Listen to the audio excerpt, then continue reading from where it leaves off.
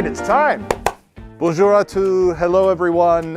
Je m'appelle David Duffy. I'm David Duffy, the Vice President of Entertainment for Disneyland Paris. During my Disney career, I've had an amazing opportunity to work on a wide variety of projects, from parades for Walt Disney World and Disneyland to fireworks shows. And I also have had the chance to develop shows and activities for the Disney cruise ships as they sail around the world, and even at the Aulani Resort in Hawaii.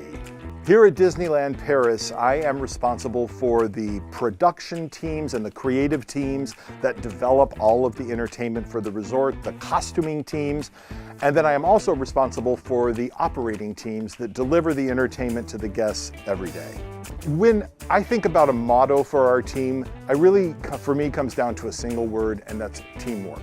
When we work together with that teamwork is when we get to deliver amazing offerings to our guests. I think inspiration can come from so many places. It comes from, even here at Disneyland Paris, it can come from experiencing other parks, going to museums, spending time watching movies, music, engaging on the internet. Instagram, TikTok, all of those places can provide inspiration. I think it's important for us to stay engaged and aware in the world around us so that that can inform the work that we do here at the resort. Most recently, I was here just last year and had the chance to see Mickey and the Magician. And I thought it was a wonderful show, and that show stuck with me, the storytelling, the design, the execution by the performers.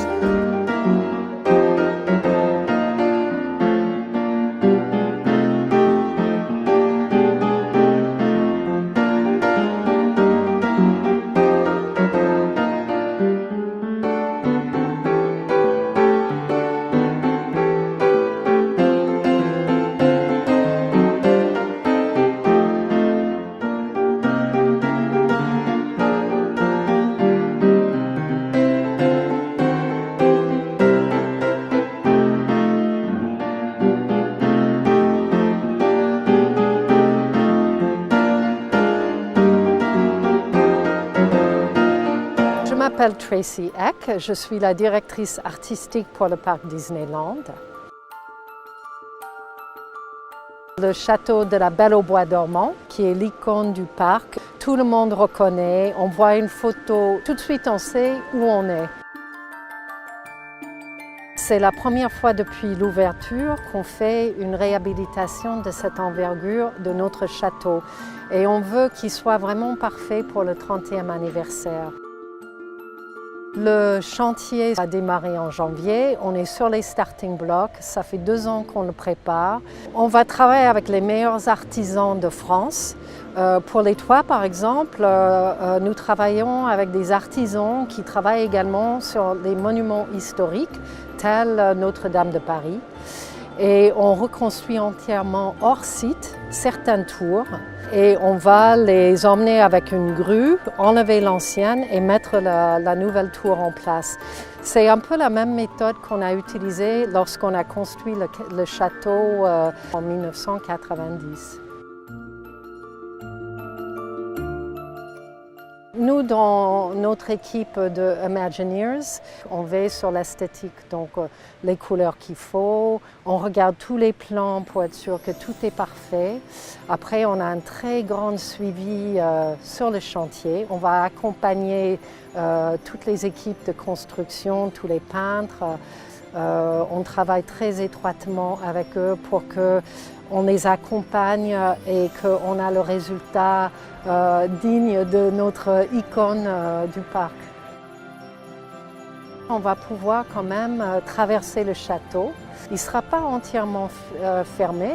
On pourra aller dans les boutiques. Le passage sera très fluide. Il va être entièrement couvert d'une bâche pour laquelle on a dessiné une thématique qui représente le château. Parce que on est très conscient de l'importance du château et on s'assure que nos invités, quand ils arrivent et ils prennent leurs photos dans le parc, ils ont l'image du château derrière.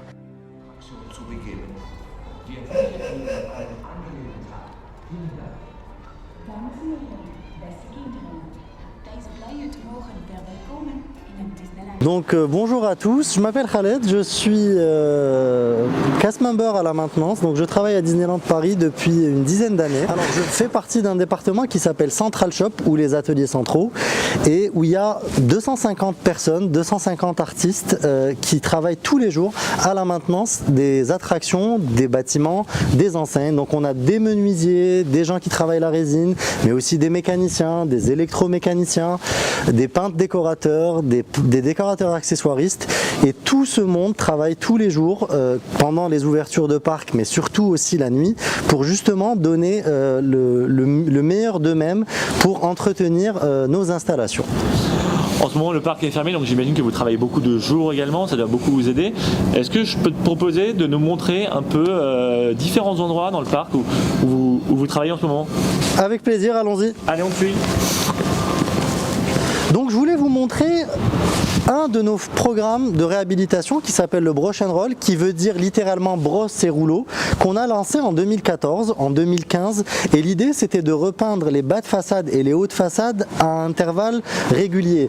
Donc par exemple, ici nous repeignons cette façade entièrement, qui est repeint à peu près une fois tous les 3 ans, de nuit quand le parc est ouvert, pour essayer d'impacter le minimum l'expérience de nos guests, et on repeint plusieurs fois par an les bas de façade parce qu'ils sont un peu plus abîmés que les hauts de façade. Donc ça, c'est notre premier niveau de maintenance. On a un deuxième niveau, comme on va vous le montrer tout de suite sur la façade de Storybook Store, qui est faite, elle, tous les 15-20 ans. Donc comme je t'expliquais, la façade de Storybook Store est en train d'être réhabilitée complètement. Donc on monte des échafaudages, on refait la menuiserie, les peintures, les étanchéités, les enseignes, tous les décors en résine vont être refaits entièrement. Donc à l'ouverture, il y aura une belle bâche témée pour essayer de cacher les travaux et ne pas impacter l'expérience de nos visiteurs. Et alors là, au niveau des enseignes, il se passe quoi exactement? Donc en fait, on en profite aussi pour refaire beaucoup d'enseignes, la majorité des enseignes de Main Street, donc ils sont démontés, ramenés en atelier. On refait la feuille d'or, on refait la peinture. Vous voyez comme l'enseigne d'Emporium où il y a Emporium qui est écrit donc en feuille d'or. Donc tout ça est refait pendant la fermeture. On les démonte et on les remonte quand ils sont réalisés. Alors on en profite pendant la fermeture, comme vous le voyez, pour réhabiliter les extérieurs, mais nous n'avons pas oublié nos boutiques et nos restaurants. Donc nous allons visiter le restaurant Market House Deli, où on va voir nos techniciens en train de travailler dans les intérieurs, parce que malheureusement aujourd'hui avec les températures on profite pour refaire les intérieurs. On va se réchauffer. Allez, on y va.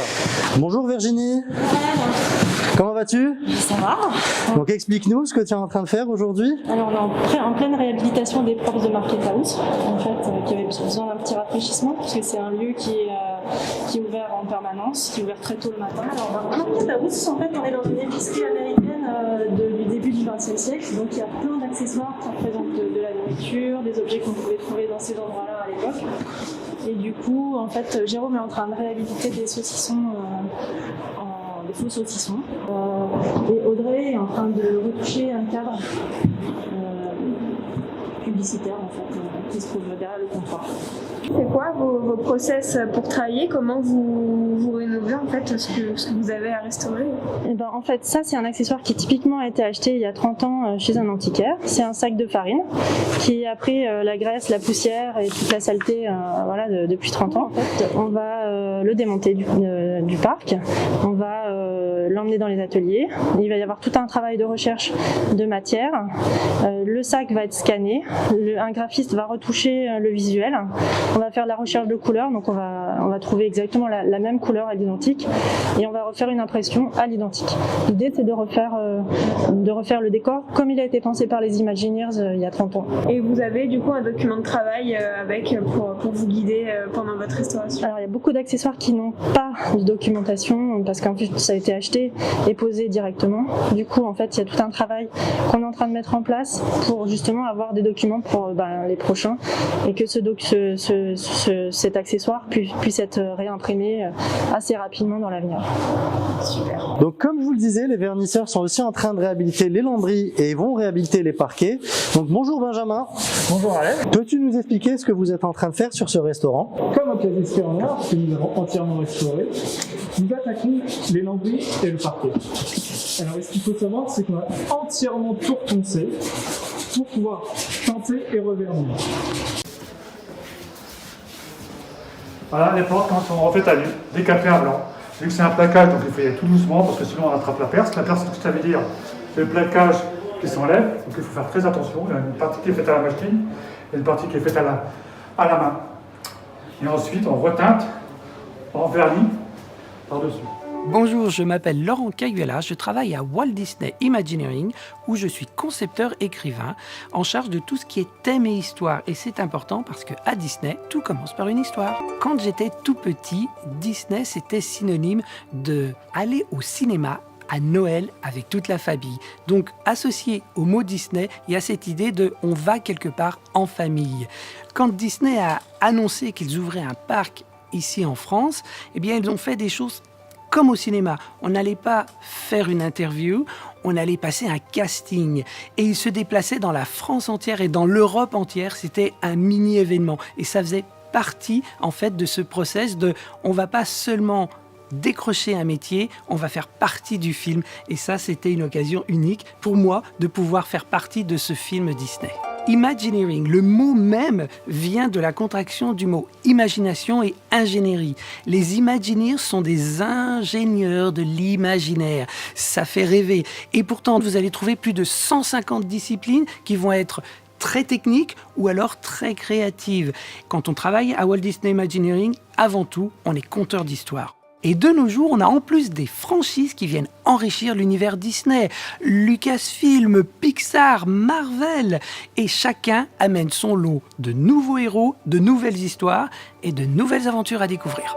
C'est ce que Walt Disney fait depuis toujours, raconter des histoires au cinéma, mais ici c'est des raconter en 3 dimensions. On va utiliser tous les sens des visiteurs et on va même des fois les piéger. On va utiliser des techniques du cinéma, par exemple, qu'on appelle la perspective forcée, pour leur faire croire que un bâtiment est plus grand ou plus loin qu'il n'est en réalité. Le storytelling, c'est en fait vous donner l'impression immédiatement d'être dans un autre lieu, à une autre époque. Tout ce que vous allez voir, entendre et surtout ressentir et ramener avec vous quand vous quittez le parc. C'est sans contexte Ratatouille, l'aventure totalement toquée de rébis, parce que c'était la première fois qu'on créait une attraction qui était basée sur un film qui se passait à Paris. Donc en tant que Français, j'étais très impliqué dans l'adaptation du film en 3 dimensions. De plus, j'ai eu la chance de travailler avec les vraies équipes Pixar, le vrai réalisateur, les vrais scénaristes. Ils connaissaient tellement les personnages qu'ils les faisaient vivre et du coup, travailler dans ces conditions, c'était l'impression moi-même d'être en train de créer un film. C'est pas seulement une attraction, c'est un monde en entier où on permet aux gens de se retrouver à Paris, mais un Paris qui est sublimé, un Paris qui est rêvé. Et comme dans le film, vous avez l'opportunité de le découvrir à la taille de Rémi. Vous allez avoir tout plein de clins d'œil au film et à Paris. Donc la prochaine fois que vous êtes sur la place de Rémi, si vous regardez juste une bouche d'égout, faites attention parce que vous auriez peut-être un Rémi sur un livre de cuisine avec une spatule à la main à cet endroit un peu incongru. Disneyland Paris, mais c'est pour tout le monde, pour les familles, pour les enfants, pour les grands-parents. Vous pouvez aller à Discoveryland. Si vous êtes très téméraire, vous allez utiliser Space Mountain, mais si vous êtes un enfant, vous avez Orbitron qui sera peut-être plus adapté pour vous, mais à la fin de la journée, que vous soyez grand ou petit, vous serez allé dans l'espace. Bien sûr, je crois à la magie et j'ai la chance de travailler à en créer toujours plus. La preuve qu'elle existe, c'est quand vous sortez du parc, regardez les sourires et les étoiles dans les yeux. Comme je vous ai dit, nous sommes à l'intérieur de l'attraction Pinocchio. Donc Morgane, peux-tu nous expliquer quels sont les travaux que vous avez effectués sur cette attraction ? Alors on a commencé par les premières scènes, donc on va aller voir ça évidemment. On a commencé par le théâtre, ensuite la scène de la cave. On fonctionne scène par scène et on a fait un gros point d'action sur l'île au plaisir, là où se trouvent tous les bonbons, les sucres d'orge, la maison de pain d'épices. Et vous allez voir, c'est assez flagrant parce que la blacklight vieillit quand même assez vite avec les éclairages. Donc on a tout rehaussé, tout fait en sorte que ce soit bien lumineux.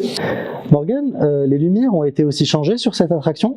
Et oui, effectivement, les équipes show là ont fait un super boulot. Ils nous ont remis plein de lumières LED des nouvelles générations et du coup c'est ce qui permet à la blacklight, à la peinture donc UV à réagir davantage. Donc ça nous fait un super décor très lumineux avec plein de profondeur. Donc vous allez voir, c'est quand même assez dingue. Moi je vous invite à aller voir ça.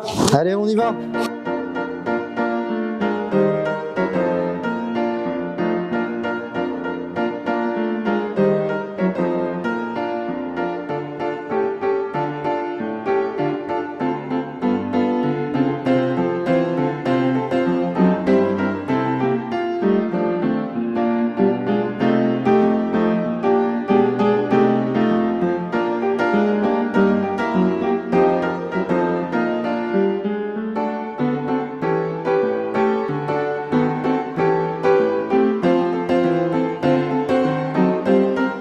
Alors nous voilà présents sur donc, la scène de l'île au plaisir de Pinocchio. Alors là, comme tu peux voir, par exemple, on a vraiment tout rehaussé sur cette scène. On a donc les espèces de gâteaux bleus, on a tous les sucres d'orge, les citrons qui étaient des oranges, à force, tous les sucres d'orge qui se trouvent là-haut. Donc elle a repris vraiment toute la lumière qu'elle avait complètement perdue au fil des années. Alors nous voilà sur quelque chose de très lumineux qui ne l'était pas du tout avant. On est sur la glace avec toute la roue en sucre d'orge. Donc elle était complètement cuite avec la blacklight. Dans les tons orangés, vous voyez, c'était plus du tout rose. Et là, on a vraiment retrouvé quelque chose de gourmand à la framboise. Donc voilà, la glace toute refaite. Merci Morgane pour cette visite. On est ici, on finit dans l'atelier de Gepetto. Et j'en profite avant qu'on te laisse pour te demander combien de temps finalement va prendre cette réhabilitation. Eh ben, il nous faut environ 2 mois de réhabilitation pour refaire toutes les peintures. Et puis en plus, je vous donne une petite info. De base, cette réhab était prévue ultérieurement. Et là, on a profité de cette fermeture un peu obligée par cette malheureuse crise pour pouvoir donc refaire tout ça, tous les travaux possibles sur les attractions. Bon, donc, en tout cas, ça fera plaisir aux visiteurs quand ils reviendront. On a hâte de les retrouver, vivement, qu'ils puissent profiter de toutes ces belles attractions. Bonjour à tous. Je m'appelle Susanna Ouzé. Je suis peintre décorateur à Central Shop. Mon rôle de peintre décorateur à Disney est celui de réhabiliter les peintures décoratives du parc, en intérieur, comme par exemple les attractions, les restaurants, mais également les boutiques, et aussi en extérieur, comme par exemple sur toutes les façades du parc. En tant que peintre décorateur, nous utilisons des techniques de peinture qui nous permettent à la fois d'obtenir un vieillissement ou une imitation d'usure, mais également d'imiter certains matériaux comme le marbre ou le bois par exemple. Avec 6 autres collègues, nous sommes sur Pinocchio aujourd'hui pour la réhabilitation des scènes de l'attraction. La particularité de Pinocchio, c'est que les scènes sont presque entièrement éclairées avec des ultraviolets, ce qui nous oblige à utiliser des peintures particulières qu'on appelle des black light. Ce sont des peintures qui réagissent aux ultraviolets, dont les couleurs sont totalement différentes en lumière blanche. C'est un peu plus compliqué parce que ça nous oblige à travailler dans le noir, mais malgré tout, c'est quand même gratifiant parce qu'avec ce genre de peinture, c'est tout de suite très spectaculaire. Ma toute première expérience d'utilisation des peintures Blacklight, ça a été sur la réhabilitation de Blanche-Neige qui touche à sa fin. C'était une expérience très intéressante parce que les mélanges de peinture ne s'effectuent pas de la même façon qu'avec simplement la peinture acrylique. Et du coup, le travail dans le noir, c'était très intéressant pour moi. Moi, je travaille pour l'équipe d'EcoPark.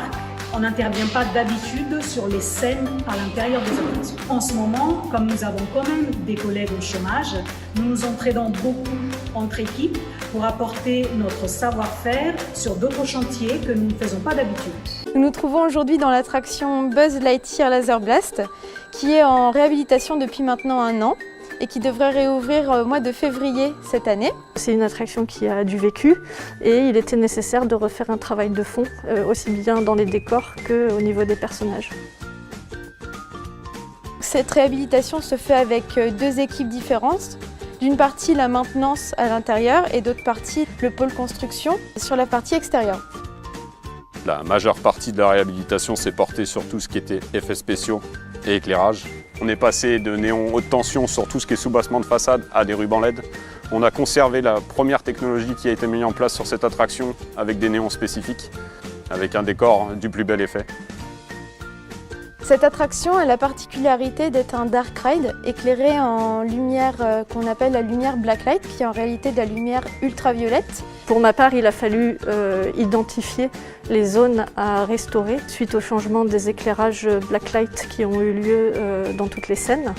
Il s'agit de repeindre tous les décors et les personnages pour retrouver l'éclat d'origine et avoir un résultat de couleurs très flashy et assez atypique.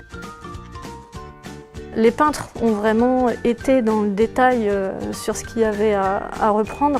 On a vraiment une grosse valeur artistique retrouvée sur l'attraction et pour l'expérience. Les équipes de Walt Disney Imagineering n'interviennent pas seulement sur l'éclairage, les finitions de figures et de peinture générale dans l'attraction, mais aussi les éléments d'animation. On a travaillé sur une 40aine d'animations, plus ou moins complexes après. Là, ça a vraiment été un gros travail. Là, je suis en train de vérifier chaque fonction du robot. Le mouvement doit être assez souple, pas saccadé. Le visiteur tire sur des cibles, comme je tire sur cette scène-là, et ça fait une scène en fin de compte. Le petit dragon qui fonctionne. Je suis un vrai ranger dans l'espace, mais je suis pas un bon tireur. Cette scène, c'est la scène de la bataille. Et l'interaction entre Zorg et puis Buzz est très importante. Et là, ça vient avec les réglages des figures, avec l'éclairage et avec aussi le blacklight et les effets spéciaux que l'on voit. Pour moi, ce qui s'est vraiment passé ici, c'est qu'on a une grosse valeur artistique qui a été ajoutée pour celui qui sait le voir, justement. La scène du slime, je la trouve vraiment impressionnante parce qu'elle est pleine de couleurs, elle est grande. Et il y a aussi une scène, la scène finale avec tous les aliens au niveau de la fresque qui a été retravaillée complètement avec des dégradés, un travail de profondeur qui a été fait. Cette scène a pris de la dimension et le résultat est vraiment impressionnant, c'est magnifique. Je suis Emmanuel Lenormand, metteur en scène à Disneyland Paris. C'est écrire, concevoir, brainstormer, produire des spectacles. Noël, j'ai des parents qui nous ont baignés dans cet univers de gâteaux, de décorations de sapins, un univers magique. Et je trouve que c'est vraiment ce qu'on arrive à reproduire à Disney. Quand on rentre dans Main Street USA, on est dans un film de Dickens finalement, on remonte le temps. Un de mes plus beaux souvenirs en tous les cas, c'est Mickey's Christmas Big Band, qu'on a créé il y a 3 ans. On l'a demandé à Mickey, il est toujours partant, de revêtir de nouveaux habits, de danser sur de nouvelles musiques, c'est-à-dire le jazz, le big band. On a une chance d'avoir des musiciens sur scène et on a construit comme ça une revue de Noël, version Carnegie Hall, Broadway, magnifique. Avant, dans les contes traditionnels, les sorcières avaient toujours l'énorme verrue sur le nez, des dents pourries. Et la magie de Walt Disney, c'est qu'il a réinventé le personnage de méchant. Il a commencé à créer ces femmes sublimes, qui avaient une classe folle. Et je trouve que le personnage de Maléfique est devenu presque, je dirais, l'icône des méchants chez Disney. Une fois par jour, c'est une grande tradition. Alors, un petit peu d'histoire. À Disneyland, à Anaheim, Disney avait créé, je crois que c'était pour le 5e anniversaire, une parade comme ça, il y avait 2 chars. Et en fait, les guests ont tellement aimé que tout d'un coup, il y a eu une demande. C'est devenu le rendez-vous à ne pas manquer dans une journée à Disneyland Paris. Et quand je travaille avec tous ces performeurs, je leur dis mais vous avez une chance incroyable. C'est une des plus grandes scènes du monde. Pour moi, c'est le rendez-vous à ne pas manquer et que personne ne manque. Et on a gagné un jour le prix en 2016 pour le YAPA en tant que meilleure production théâtrale. C'est reconnu par la profession. Et ça, c'est une récompense qui dit beaucoup pour toutes ces équipes qui travaillent dans l'ombre surtout. Ma chanson préférée, et je l'ai encore regardée la semaine dernière, c'est I See the Light de Réponse. Et alors c'est magique parce que j'ai créé un événement pour la sortie du dessin animé devant le château. Et Alan Menken était là, présent, et j'ai eu la chance de le rencontrer juste après. Et il m'a dit You brought my music to life. Disney Junior, la fabrique des rêves, au Walt Disney Studios. Le théâtre est absolument magique. J'ai presque envie de dire, c'est du jamais vu à Disney. Des nouveaux personnages, des nouvelles histoires, et ça va chanter, et ça va jouer la comédie. C'est une machine à rêve en fait, et c'est encore une fois une nouvelle expérience.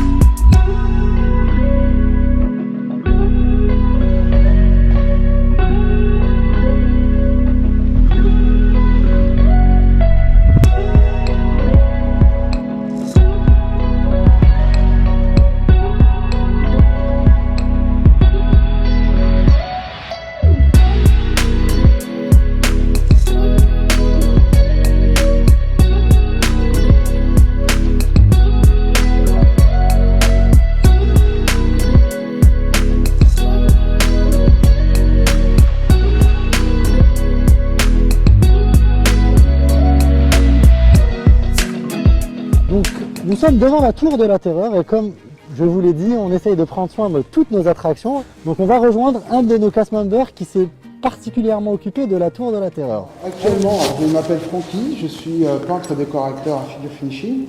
Et là, je suis en train de retoucher quelques patines qu'on fait sur la tour. Donc les patines, ça consiste en fait à vieillir, à donner de l'âge à la tour. Donc toutes ces petites fissures que vous voyez sont des trompe-l'œil. Donc Francky, ça fait pratiquement 30 ans que tu travailles à Disneyland Paris.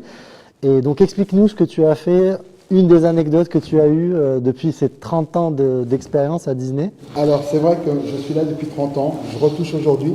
Mais l'anecdote en fait, c'est que j'ai participé à la construction de la Tour de la Terreur en 2007, pendant un an. On a vraiment fait tout de A à Z. Les sols que vous voyez, on les a patinés à l'acide. Les murs que vous voyez, on les a patinés à l'acrylique. Les dalles que vous voyez qui sont en faux bois, elles sont en plâtre, on les a peintes dans un atelier à Bussy-Saint-Georges. Et une fois qu'on a fini toutes ces peintures, tous ces trompe-l'œil, nous avons aussi peint tout l'extérieur du bâtiment. Nous étions 5 peintres. Donc on voit aussi dans ce décor qu'il y a des toiles d'araignée, ça fait partie du décor. Alors explique-nous, c'est des vraies toiles d'araignée, c'est des fausses toiles d'araignée? Alors, les toiles que vous voyez, donc, enveniment l'histoire, ce qui donne l'histoire, ce sont toutes des fausses toiles d'araignée. Après la peinture, on a pris 2 semaines pour faire toutes ces toiles avec un cahier des charges. On veut des toiles là. Donc toutes ces toiles que vous voyez là, qu'on a faites à la main, sont de fausses toiles d'araignée. Alors, il y a une entité qui est essentielle à notre travail, c'est l'atelier décor, props. Ils ont chiné dans toute l'Europe tous les objets que vous voyez, qui sont d'époque. La plupart des objets sont vrais. Il y a peu de reproduction ici. Donc les objets ont été placés et nous on est venus les entoiler. Donc on travaille essentiellement beaucoup avec eux. Voilà. Les toiles sont fabriquées, donc je vous laisse imaginer, ce ne sont pas des vrais. Donc on travaille ça avec de la colle chaude. Donc le principe, c'est qu'on a modifié un pistolet à colle en y amenant une arrivée d'air. Et l'effet cumulé de l'air et de la colle forme ce tissage. Merci beaucoup Francky, on va un peu avancer pour voir les autres endroits de la Tour de la Terreur. Très bien. Ah, petite anecdote sur ce point ici. Alors là, figure une ancienne pointeuse, donc refaite à l'identique, c'est même une qu'on a décrochée à l'époque. Et pour la petite touche, c'est qu'on a mis nos noms, tous les artistes peintres qui ont travaillé sur la tour, y compris la direction artistique américaine. Francky, peux-tu nous dire pour la tour comment ça s'est passé? Tout à fait. Alors, pour chaque objet que vous voyez posé, pour chaque patine qui ont été faites, il y a une direction artistique faite par WDI. Les imagineurs ont dessiné, ont imaginé l'attraction en 1939. Donc ce que vous voyez là, la chaise qui est posée là, c'est un choix de leur part. On ne peut pas la mettre autrement que ça. La patine qui est sur le coffre là, c'est leur direction artistique. On a suivi exactement ce qu'ils voulaient. L'entoilage que vous voyez, ce ne sont pas des toiles qu'on a mis au hasard. Elles nous ont été demandées, dessinées, on a même mis des croquis et on a mis les toiles là où il fallait et la quantité qu'il fallait. Donc tout ce que vous voyez là n'est pas dû au hasard. Quand on réhabilite, là pour le coup, on a dû enlever toutes les toiles qui étaient pleines de moutons, on a dû passer l'aspirateur nettoyer sans toucher au décor et on est revenu entoiler avec un classeur photo à l'appui. À la suite, on a été obligé de demander à WDI de venir valider ce qu'ils ont fait. Et ça, c'est valable pour tous les décors du parc. Tous les décors que vous voyez, rien n'est dû à notre simple... voilà. C'est ça. Francky, Ralen, merci beaucoup à vous deux. Merci pour nous avoir présenté ce travail magnifique. Ralen, merci pour ce parcours et tout ce que tu nous as montré aujourd'hui. Il y a encore plein de projets sur lesquels j'espère on reviendra te voir dans les prochaines semaines. Et puis voilà, bon courage pour la suite. Merci à vous, à très bientôt pour nos visiteurs aussi. Et pour l'instant, moi et Francky, nous allons faire un petit tour dans la 4e dimension. À bientôt. Allez, bon courage. Au revoir.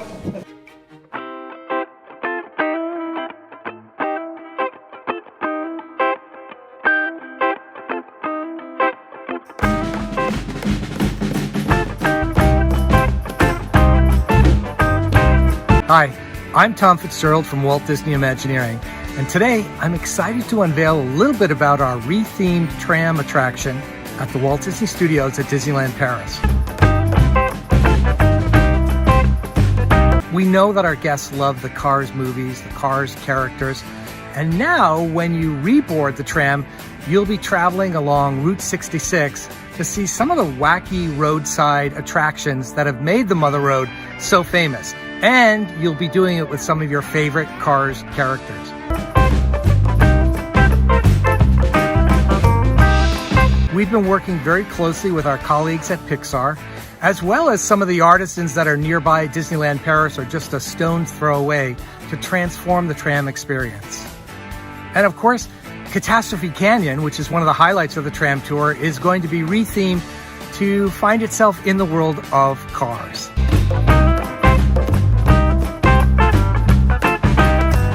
This is all part of the transformation of the Walt Disney Studios, and we're excited to have you step on board the tram and travel down Route 66 next year. Bonjour Claire et Paul, comment allez-vous? Bonjour Giona, on va très bien, nous sommes vraiment très contents de t'accueillir dans ce théâtre aujourd'hui. Merci beaucoup pour votre invitation, je suis vraiment ravi d'être là et avoir cet aperçu. Est-ce que tout d'abord vous pouvez vous présenter et nous expliquer quel est votre rôle à Disneyland Paris et sur ce projet?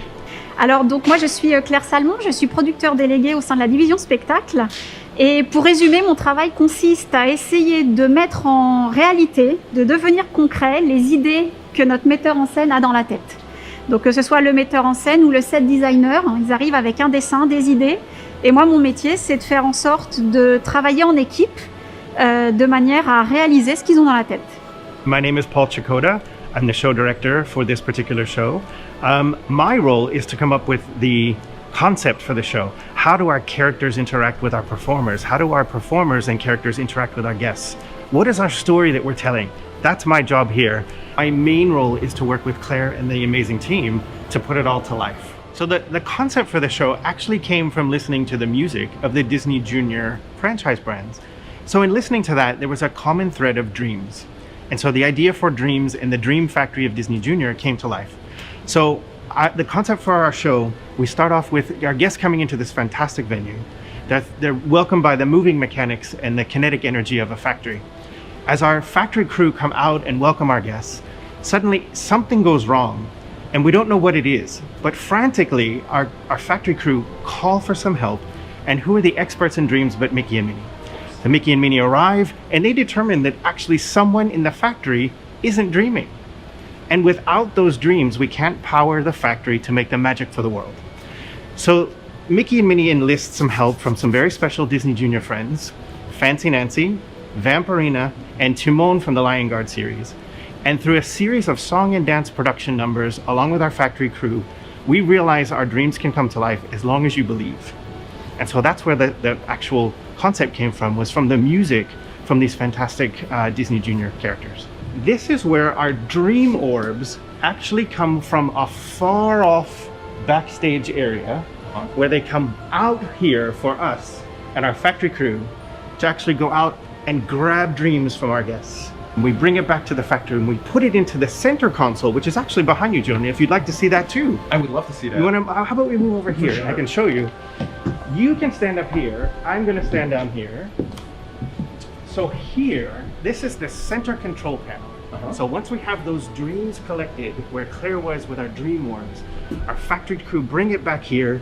We put it into the central processor. Okay. And from here, our factory headmistress, Miss Mallet, she operates the factory and everything behind you with this particular console. The dreams get put into here. We watch the whole thing process, and the magic begins to happen way up in the atmosphere. Well, I'm not a pro, so I'm not going to touch anything. I don't want to break the factory already. Just in case, yeah, I would say let's not touch anything, because Miss Mallet is very particular about her factory. I can imagine. And you know what? I mentioned, while we're talking about things in fantastic spaces on the stage, our Disney Junior characters are brought in a very magical way. While Mickey and Minnie are up here creating magic of their own in the center console, our Disney Junior friends are brought and transported in this fantastic device over here. So can I travel back into time with this? Well, not exactly. Okay. But we can bring a variety of our Disney friends here to help our factory crew out in realizing their dreams along with our audience. So this is our magic teleporter. This is what makes the magic happen to bring Fancy Nancy, Vampirina, and Timon into our factory. And that's where we get the magic to help our factory crew realize their dreams. I won't touch it then. Yeah, I think it's safe that we don't play with the teleporter. Okay, let's not do it's that. good. Yeah. Hey Claire. Jonah, je voudrais t'inviter à venir faire le toboggan avec moi. Est-ce que tu y es? Si je peux, j'adore, oui. Merci. Je suis vraiment ravi d'avoir été avec vous là. Écoute, nous on était très contents de t'accueillir, mais c'est pas fini, on a encore une petite surprise pour toi. Ta-da! Hey Minnie, hey So Mickey. talk about magical transformations. Here are Mickey and Minnie in their brand new Disney Junior Dream Factory costumes. With Minnie, Minnie's got all her fun, fantastic things too, but you know, Mickey's got some fun, fantastic things as well. He's got a brand new hat on. Everything's got rivets and gears and nuts and bolts and that fantastic belt that he has there. And don't forget the pocket watch. You can't forget a really good pocket watch. I love the pocket Yeah, watch. especially in the 40s, it was all about the pocket watch. Sure. Now you see, I'm going to say this one quick thing. You see on their tool belts, they have these special keys. Well, they are the Dream experts, and these special keys play a very big role in the show. And you can see that they're 40s inspired here. We've got some great gear motif going on here. It's all sewn on, it's stitched. Minnie, can you do a quick little twirl for us? Wow. And it's all the way around, just like that. So we've got little touches even in her bow. You see, we've got the gears in her bow, all bringing us back to the factory itself. Encore un grand merci pour votre accueil et j'ai vraiment hâte de commencer à rêver avec vous. Bah écoute, Diona, merci à toi d'avoir passé du temps avec nous dans ce nouveau théâtre et nous sommes vraiment maintenant impatients de pouvoir dévoiler ce tout nouveau spectacle.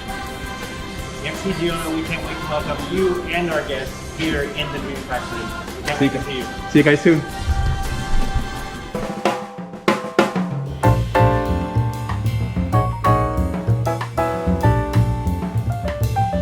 Vous êtes imaginaire ici à Paris. Est-ce que vous pouvez nous expliquer quel est votre rôle en tant qu'imaginaire et quel est votre rôle sur ce projet colossal? Je m'appelle Sylvie Massara et je suis directeur artistique pour les hôtels à Disneyland Paris. Et moi, je fais partie de l'équipe de concepteurs scénographes. On s'occupe du suivi de la production et du chantier du Disney's Hotel New York et Art of Marvel. Sylvie, est-ce que tu peux nous dire un peu plus sur comment nos visiteurs vont être plongés dans l'univers Marvel ici? Dans le lobby, c'est un parfait exemple de ce mélange. Donc, Hôtel New York, d'abord dans le nom de l'hôtel. Pourquoi? Puisqu'on reprend la verticalité comme dans les gratte-ciel de New York. Que ce soit l'extérieur, on a rajouté des lignes rouges lumineuses, mais également à l'intérieur avec ces colonnes en verticale, alors qu'avant on était en horizontalité dans cet espace. The Art of Marvel, c'est plus de 300 œuvres d'art qui vont être exposées partout dans l'hôtel, des lieux publics jusqu'aux chambres, aux suites, au restaurant. Donc 300 œuvres d'art qui ont été créées par 95 artistes. Une cinquantaine d'œuvres d'art ont été créées d'ailleurs spécialement pour l'hôtel. Si je prends par exemple la première œuvre d'art que les visiteurs vont découvrir lorsqu'ils vont rentrer dans le lobby, ce sera une immense bande dessinée rétroéclairée. Donc Diona, si tu regardes derrière toi, il y a une énorme vitrine et c'est à l'intérieur de celle-ci que prendront place 3 armures taille réelle de Iron Man, la Mark II, il y aura également la Mark 21 et en pièce centrale, il y aura l'armure Mark 45B. Manhattan Restaurant, ça évoque la ville de Manhattan. Et donc c'est ce qui m'a inspiré pour cette sculpture lumineuse. C'est à la fois Manhattan à l'envers, d'une façon abstraite, la ville de Manhattan, et également la ville d'Asgard, par ces matières, ce métal qui est dedans, ces coloris. Et en fait, ils ont été créés spécialement, chaque élément, avec une inclusion de métal. Le Downtown Restaurant, c'est un restaurant du centre-ville, comme un délit. En fait, l'inspiration, c'est un délit. Au mur, on a normalement des caricatures de stars. Et là, au lieu d'avoir des caricatures de stars, on va avoir à nouveau des sketchs de designers de Marvel. C'est le restaurant, ou d'ailleurs l'endroit dans l'hôtel où il y aura le plus d'œuvres d'art qui seront exposées au mètre carré. Et la ligne directrice, c'est de représenter la diversité de styles, même si on est sur un principe de crayonné en noir et blanc, il y a tout un de styles différents, et la diversité de personnages représentés. Alors Sylvie, nous sommes dans l'endroit qui va être le Skyline Bar. Est-ce que tu peux nous dire comment tu as dû repenser le design de cet endroit et est-ce que tu as peut-être rencontré certains challenges? Le thème de ce bar est en fait évoqué par son nom, le Skyline Bar. Donc on est en haut d'une tour de Manhattan. Derrière le bar, on voit un panorama. C'est un panorama qui représente bien évidemment la ville de New York. avec comme pièce majeure le Avengers Quarter. Le Skyline Bar a été reconstitué en 3D pour être utilisé dans un système de réalité virtuelle par nos collègues Imagineers à Glendale, de manière à ce qu'ils puissent étudier et trouver la prise de vue qui sera projetée sur ces écrans, une prise de vue qui soit le plus réaliste possible par rapport au positionnement du bar dans l'espace, et surtout une prise de vue qui ne donne pas le vertige. Sylvie, Tom, ça y est, je suis prêt à prendre le métro. J'adore, je suis fan. Alors, on y est où? Qu'est-ce qui se passe ici? Donc, comme son nom l'indique, Métropool, ça se passe à New York, au métro new-yorkais. Donc, on retrouve au sol les quais avec les marques grises qui démarquent un petit peu les zones. Au mur, le carrelage métro et les fameuses petites mosaïques avec tous les stations de métro où les héros auraient pu prendre le métro à New York. Vous avez pu voir aussi également l'entrée entre les deux vestiaires où il y a un couloir, où il y a une structure métal qui donne l'impression également d'être dans le métro de New York et qui donne sur cette grande fenêtre qui sera occultée comme si on rentrait dans le tunnel du métro. Oui, allez-y. Je m'appelle Sylvie Massara et je suis directeur artistique pour les hôtels Disney à Disneyland Paris. Je suis un Imagineer et les Imagineers, qu'est-ce qu'ils font? Ils imaginent. En fait, on imagine des univers pour chaque hôtel sur une histoire. Mon but est de faire rêver le visiteur et de faire poursuivre son expérience de la journée dans les hôtels pour qu'il reste dans la magie Disney. Le thème de New York, c'est le berceau des artistes de Marvel et également des super-héros de Marvel. Donc ça devenait une évidence d'utiliser cette franchise avec le thème de l'hôtel New York et ce sera le premier hôtel où on aura cette franchise Marvel dans le monde en fait. Alors c'est être immergé dans cette galerie d'art de New York. On va d'abord découvrir le hall de l'hôtel de la réception et là on va découvrir une bande dessinée géante qui va raconter l'histoire de Spider-Man d'un côté et des Avengers de l'autre. On va découvrir également des super-héros sur des colonnes en métal et donc ce seront des œuvres exclusives de 10 héros. Il y aura des vitrines, comme dans une galerie d'art bien entendu, et là seront exposées des armures de Iron Man et également des boucliers de Captain America. L'hôtel comportera 536 chambres, 23 suites et 2 suites présidentielles. Dans les chambres, le concept était de reprendre la décoration de la chambre de Tony Stark. Pour les suites, il y aura 7 suites inspirées de Spider-Man et 8 suites inspirées des Avengers. Et il y aura un héros décliné sur chaque étage de l'hôtel. L'hôtel comportera 2 restaurants, un lounge et 2 bars. Donc tout d'abord dans le downtown restaurant, il y aura 3 buffets. Le décor sera de style urbain et de style d'un délit du centre de Manhattan. Ensuite, on passe au restaurant Manhattan où là on va servir une cuisine italienne mais cette fois-ci servie à table. Ensuite, pour tous les clients qui ont le plaisir d'être à l'Empire State Club, ils auront un endroit qui s'appelle l'Empire State Lounge. On peut profiter de 2 bars qui sont dans l'hôtel. Tout d'abord le Skyline Bar et comme son nom l'indique, quand vous rentrez dans le bar, vous allez découvrir un panorama gigantesque. Dans ce panorama, il y aura la tour des Avengers. De l'autre côté de la circulation, on trouve le Bleecker Street Lounge dont le nom évoque la rue de New York où se trouve le Sanctum Sanctorum du Docteur Strange. Il y a la Super Hero Station où on peut avoir une super expérience finalement. En plus, il y a également une piscine, qu'elle soit intérieure ou extérieure, une salle de sport également, et un espace de terrain multisport. Et là, on va trouver une œuvre gigantesque au sol, un peu comme on a sur les terrains de sport de New York. Ils peuvent aller dans le Marvel Design Studio, où là, ils vont apprendre en fait à créer un dessin du héros de Marvel. Ensuite, il y aura la Super Hero Station qui crée un monde immersif. Un cahier d'activités sera créé spécialement pour les mini-héros afin qu'ils puissent découvrir dans la galerie d'art de façon ludique les œuvres d'art. Je suis Gérald Vaux, je suis le senior manager de la recherche et développement culinaire à Disneyland Paris et Fin Gourmet. Avant Disney, j'ai bien sûr fait une école hôtelière. J'ai eu un parcours dans différents restaurants étoilés Michelin. Puis, je suis parti à l'étranger où pendant 10 ans, j'ai traversé différents pays, notamment 6 ans au Japon. Il y a plus de 50 restaurants de la restauration rapide jusqu'aux restaurants gastronomiques haut de gamme. N'oublions pas les buffets aussi qui ont une part importante dans tous nos hôtels. Il y a aussi bien sûr de la vente à emporter, des petits kiosques et des cartes qui sont aussi disséminées tout autour du parc. Oui, clairement, il y a vraiment une gamme et un choix à travers tous les restaurants qui sont et sur les parcs et sur les hôtels, qui vont d'un budget modéré à des produits qui sont plutôt luxueux.